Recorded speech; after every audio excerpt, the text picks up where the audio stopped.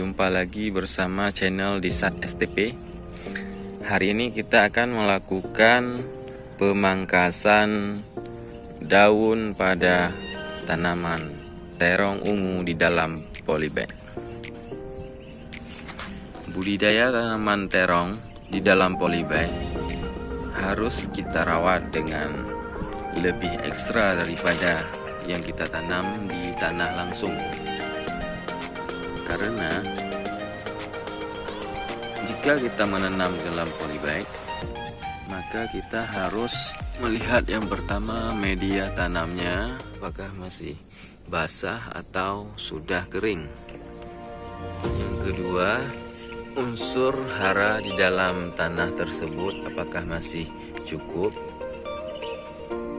ataukah tanahnya sudah kurang sehingga pertumbuhannya agak lambat.